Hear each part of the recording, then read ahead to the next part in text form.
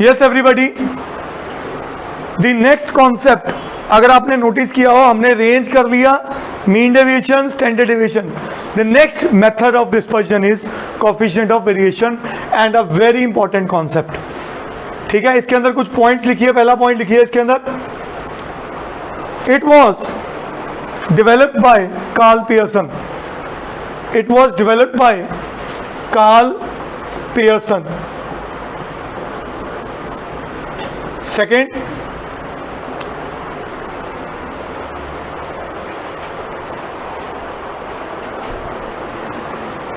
it is an important relative measure of dispersion. कल याद कराया था absolute major and relative major, तो ये रिलेटिव मेजर ऑफ डिस्पर्जन है.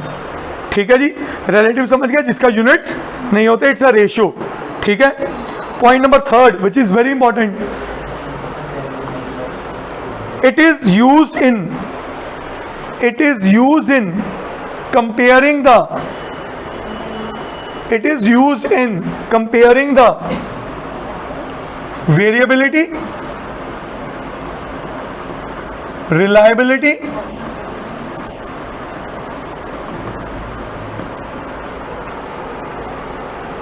homogeneity,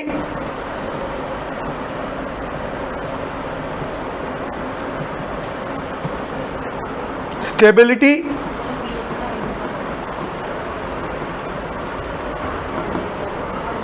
uniformity,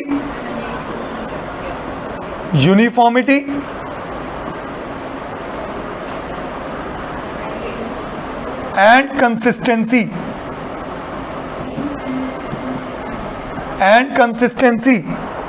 of two or more series.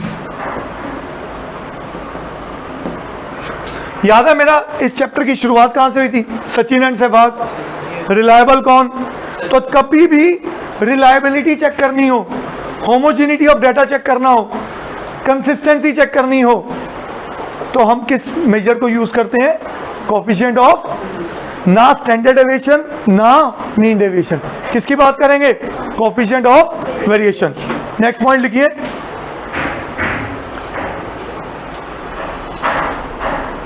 higher the coefficient of variation,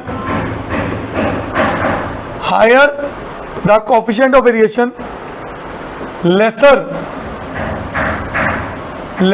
is the consistency.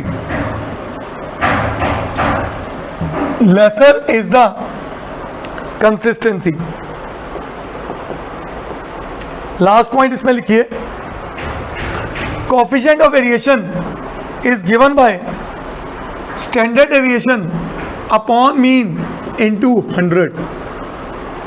Standard deviation upon mean into 100.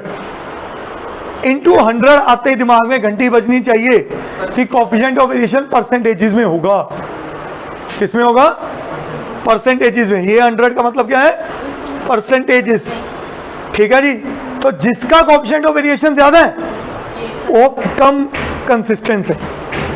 इसका मतलब सहवाग का कोएफिशिएंट, उस एग्जांपल में सहवाग का coefficient of variation ज्यादा होगा कि सचिन का? सहवाग का वेरिएशन ज्यादा है तो कंसिस्टेंसी, रिलायबिलिटी कम है. अब ये क्वेश्चन क्यों पेपर के पॉइंट ऑफ व्यू से इंपॉर्टेंट होता है? नोटिस करिए, ये एक ऐसा क्वेश्चन है जिसमें स्टैंडर्ड डेविएशन भी निकालना पड़ेगा और मीन निकालना पड़ेगा, और एक सीरीज का नहीं, दो डेटास का.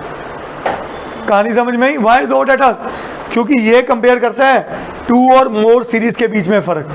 टीम ए का मार्क्स ये हैं, क्लास में स्टूडेंट ए के मार्क्स इतने हैं पूरे साल में और बी के इतने हैं. बताओ हु इज मोर रिलायबल?